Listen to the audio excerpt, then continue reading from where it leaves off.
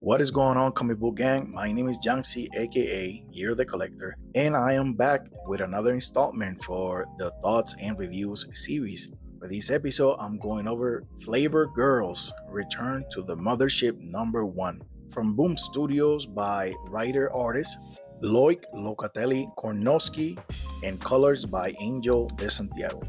I know some of you are wondering, Jiangxi, who are the Flavor Girls? Well, if you never heard of the Flavor Girls, allow me to introduce them to you very briefly. Naoko, Camille, and V were a team of magical girls who are the sacred fruit guardians of Earth. Their powers come from the mother tree, and they have these magical staffs that contain the energy from the mother tree, which allows each of them to manifest individual powers based on, you guessed it, fruits. Pretty simple concept. Previously, during the course of their first story, aka Flavor Girls Volume 1, the team added Sara to their roster. So, what are these fruit powers? Well, I'm telling you, hold on. Naoko invokes the powers of the dragon fruit. This allows Naoko to summon a vine-like dragon with many branches. These vines are strong yet flexible, and they can twist and turn in and out the ground. Camille can invoke the powers of the pomegranate. This power takes form in the shape of seeds. They can be explosive, in scattered ways, or concentrated. V can invoke the powers of the artichoke. This power has the capabilities for offense and defense. We can create strong walls for protection and sharp blades for slashing. Finally, there's Sara, the newest member. Since Sara has limited experience, she is still in training. She possesses the magical staff of the pineapple fruit. Sara has the ability to use two oversized limbs that can extend at her will for punching, catching, or even launching objects, although she's still figuring out what her limitations are. Now, I'm gonna go over some spoilers here for the plot of issue #1, so if you haven't read it and you don't want any spoilers, you can skip this section through looking at this timestamps and go to the art, comments, or the final thoughts to avoid spoilers, of course. This is chapter 6 for the Flavor Girls. Like I said, this is technically volume 2. Naoko discovers some ancient ruins through some research that she did individually. These ruins had symbols that resembled Agarthian technology. Previously, the Flavor Girls battled against the Agarthians for the sake of planet Earth. Thus, if Naoko's theory was correct, these aliens happened to planet Earth prior to that invasion where they fought against them. Now, the Flavor Girls needed to explore the depths of the ocean to find these ruins, and for this, they needed the help of a marine archaeologist. Hence, why the girls resorted to seek the help of Naoko's own mother. Supposedly, she was the best marine archaeologist in the world. Before they embarked on this adventure, there was this issue with Naoko's mother. She had volunteered herself to be the pilot for the exploration, and Naoko was reluctant to have her own mother tag along for this mission, but her mother did not give her a choice. She was the expert, she was the pilot, and she owned the ship, so they had no choice but to bring her along.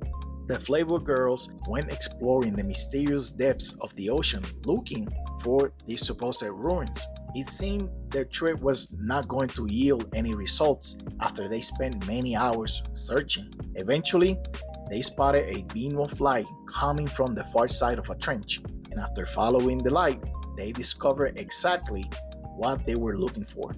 Unfortunately, to everyone's surprise, Naoko's research was correct. Now, during the course of the plot, it's clear that daughter and mother are oceans apart. This issue explored the relationship between Naoko and her mother in ways that I was not expecting. From the moment they met, it was pretty clear they have a distant and cold relationship. Also, there are some flashback panels that illustrated how Naoko could not live up to her mother's expectations. Maybe Naoko's mother demanded too much? Who's to say? However, during their time in the ruins, There was an exchange of words between mother and daughter that revealed why they were standoffish with each other. It turned out that Naoko used to have a friend who passed away, and Naoko's mother did not say it outright, but she holds Naoko somewhat responsible for the death of her friend. Despite the harsh words, Naoko did not let her mother's lack of confidence bring her down. While inside the ruins, the situation got hairy. The Flavor Girls had to take up arms and invoke their fruit powers. The group got split inside the ruins, while Sara, V, and Camille were trapped with the enemy. Naoko and her mother waited on the other side of the door. Mrs. N, that's how the girls referred to Naoko's mother, her worries surfaced while Naoko patiently waited for her opening to jump into action and help her friends.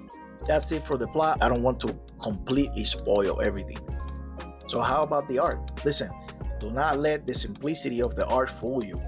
This is the textbook example that less is more. The Flavor Girls aesthetic can be summed up in one word, and to me that is pleasant.